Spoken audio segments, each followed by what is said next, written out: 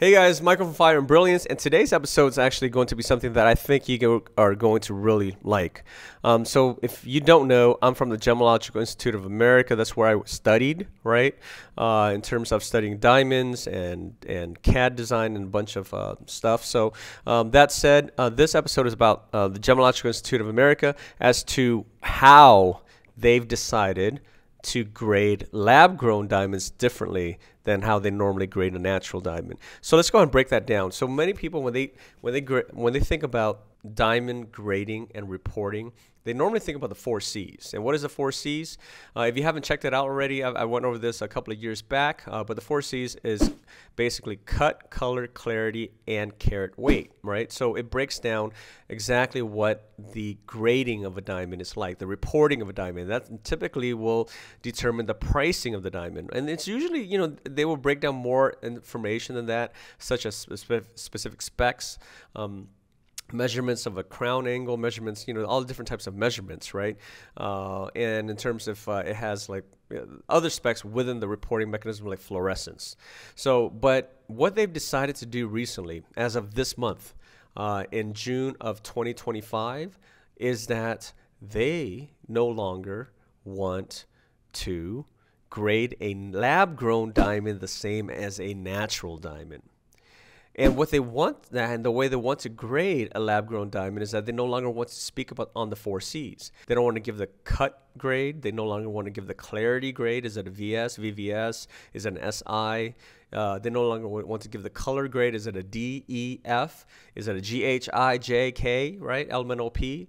And on top of that, they no longer want to give basically any of the grades.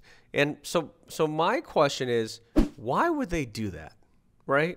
And, obviously, again, I'm going to put on my tinfoil hat and kind of think about this. But I'll give you their statements first, and then I'll go ahead and give you my opinion at the end. And I think you want to stick around for that just to kind of hear me out, okay? So GIA's primary stated reason is a technological advancement in lab-grown diamond production, which have resulted in a compressed range of color and clarity. So Tom Moses, GIA's Executive Vice President and Chief Laboratory and Research Officer, noted that more than 95% of laboratory-grown diamonds entering the market fall into a very narrow range of color and clarity, typically colorless or near colorless. If you guys don't know, colorless is DEF and near colorless is GHIJ. And VS1 or higher. That's a clarity grade, basically meaning that there are almost no inclusions inside of the gemstones, right? So what they're saying is that because most lab-grown diamonds are built, created, manufactured, grown in a very high-quality state, they're saying that there is almost no point in kind of grading it to really break it down. But instead, what they want to do is they want to grade it in a way where they're going to say it's either a premium grade or a standard grade.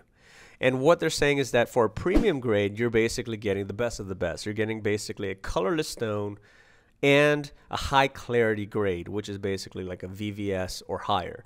Whereas, or maybe even a VS or higher. Whereas a standard grade will be a lower near colorless grade. For example, maybe like a GHIJ, but with a lower clarity grade, maybe between an SI or less. Now, anything that falls below that, I believe in what I've read online, is that they no longer wish to grade those stones at all. So that's one thing that they're saying. They also want to make sure that GIA emphasizes the changes and aims to clarify the distinction between lab-grown and natural diamonds for consumers, right?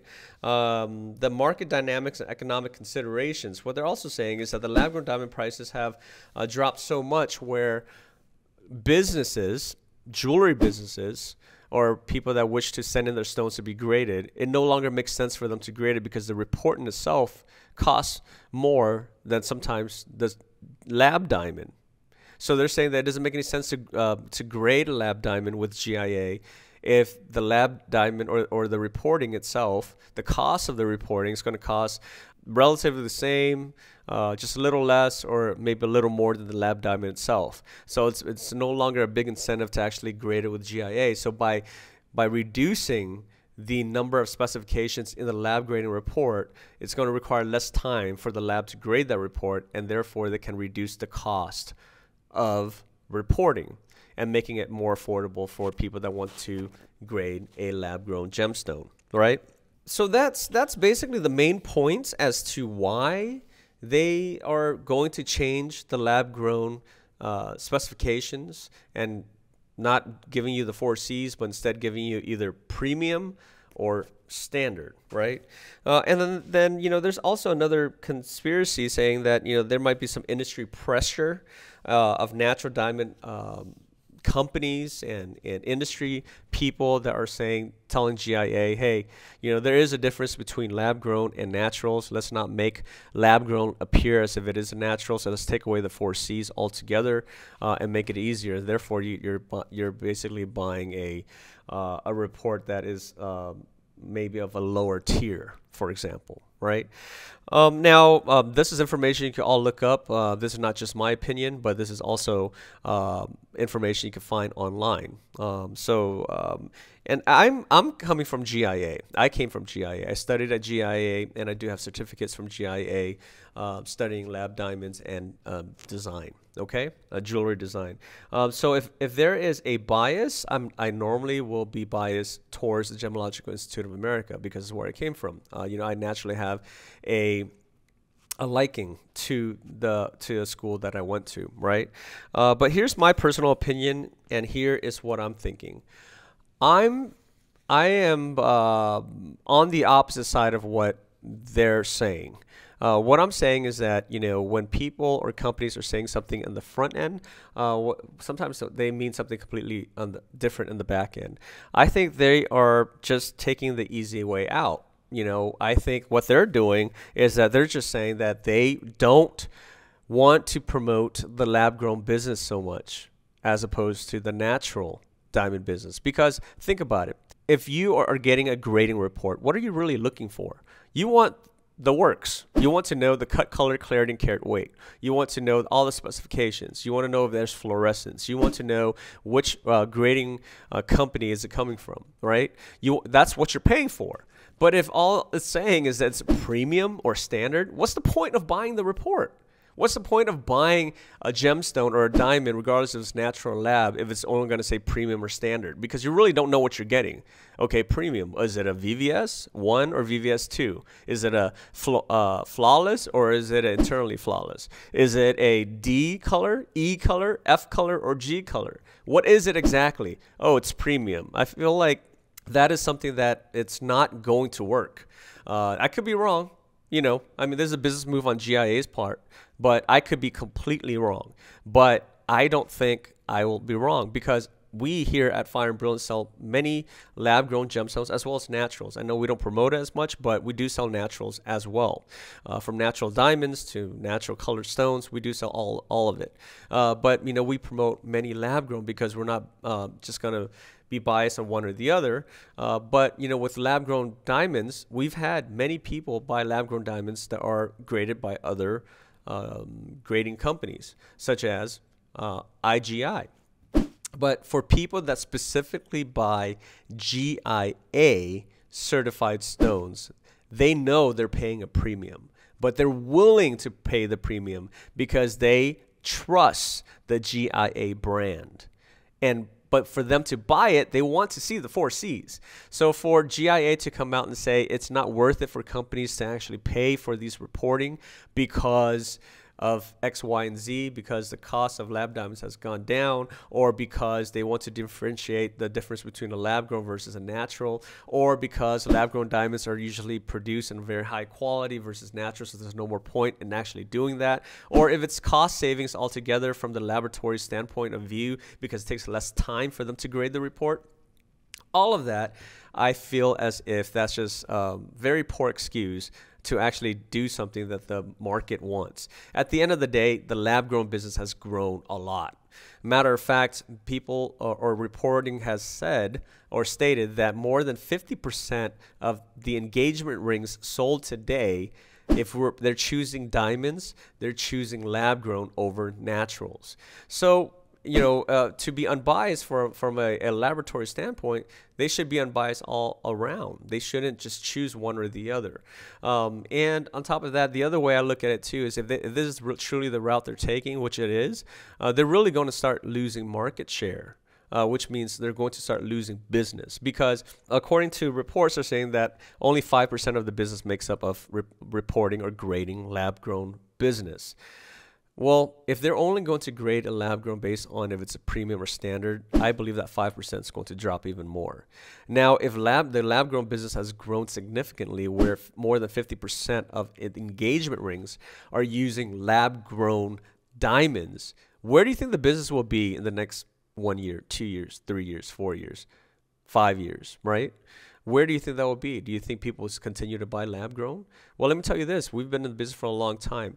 That, the generation of buying jewelry, especially engagement rings, where they require diamonds or because they want diamonds on an engagement ring, it's becoming more and more and increasingly more popular for the younger generation to buy lab-grown as opposed to naturals for a multitude of reasons.